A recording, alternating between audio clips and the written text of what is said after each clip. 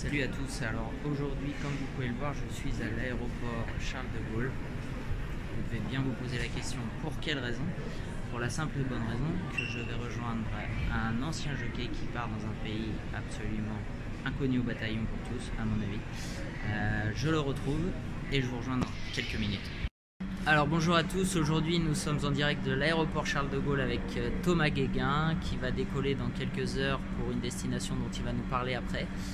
Mais tout d'abord, avant de lui souhaiter un bon voyage, on va faire un petit interview. Bye bye. Salut Thomas. Salut Thomas. Alors première question, Cognac ou Royan? Royan. Royan.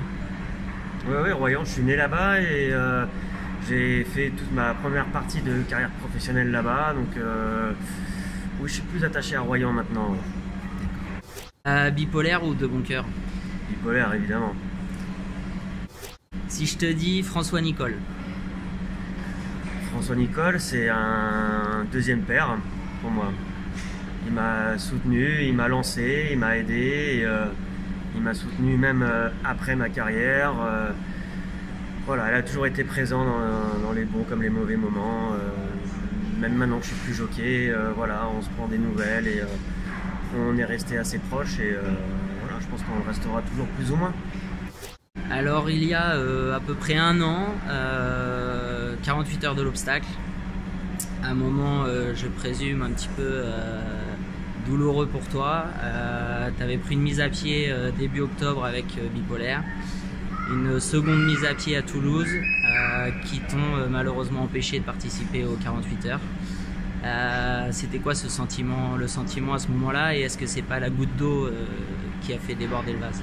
Le sentiment à ce moment-là, évidemment, j'étais en colère contre moi-même, contre un petit peu les instances aussi qui m'ont pas vraiment aidé. Mais bon, voilà, le problème, la faute, elle me revient à moi, donc j'en assume les conséquences.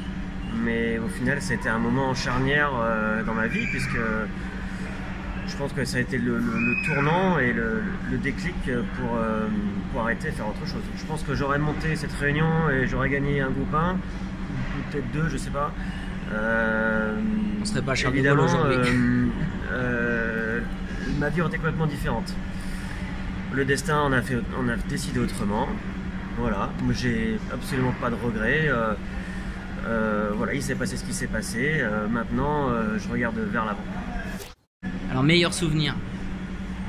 Mon meilleur souvenir en tant que jockey par exemple, ou dans la vie? En tant que jockey? Plutôt en tant que jockey. En tant que jockey, mon meilleur souvenir, oui, je suppose que c'est mon groupe 1 avec Bipolaire, les Jousselin. Après, c'est peut-être un souvenir d'ensemble, en fait, l'ensemble de ma carrière, quoi, qui restera un beau souvenir.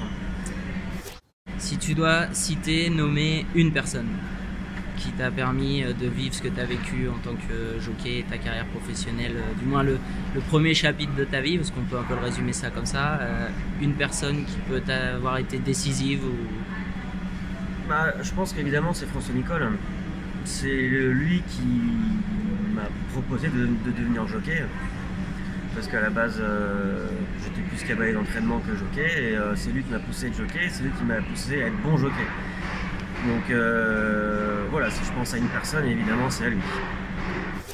Alors on est donc à l'aéroport, tu décolles dans quelques heures pour une destination, je dirais pas farfelue, mais que peu de personnes connaissent du moins. Ah ça, destination exotique. Exotique, voilà. Tu peux nous en parler un petit peu? Oui, brièvement, c'était une opportunité de m'associer avec un ami qui connaît parfaitement le coin.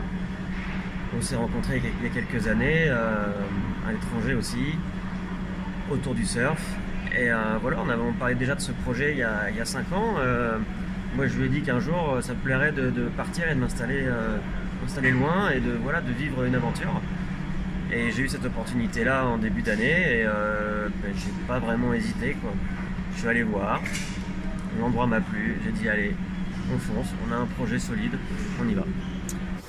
Donc le pays c'est le Nicaragua, voilà. L'Amérique centrale. Du coup, équitation ou sport de glisse? Parce que tu nous parles de surf. Ah, maintenant je suis sport de glisse. L'équitation, je crois que c'est derrière moi. J'ai continué à monter un petit peu à cheval après avoir arrêté. Mais je crois que maintenant ça m'est passé. Donc France ou Nicaragua? Pour l'instant, je pars au Nicaragua, donc je vais dire Nicaragua. Mais ça se trouve, je vais vite revenir, je sais pas, mais c'est pas ce qu'on souhaite. Nicaragua, c'est l'avenir. Bon. Est-ce que tu as un dernier petit message à passer à toutes les personnes qui ont pu te suivre, tes amis, tes proches qui pourraient éventuellement regarder cette vidéo? Un truc un petit peu off à 2 heures de décoller? C'est surtout après avoir décidé de l'arrêt de ma carrière que je me suis rendu compte un peu de l'engouement des gens. Enfin, l'engouement qu'il y avait autour de moi, en toute modestie, hein, mais il y avait beaucoup de gens qui m'ont dit par la suite qu'ils m'aimaient beaucoup, qu'ils aimaient beaucoup me voir monter, etc.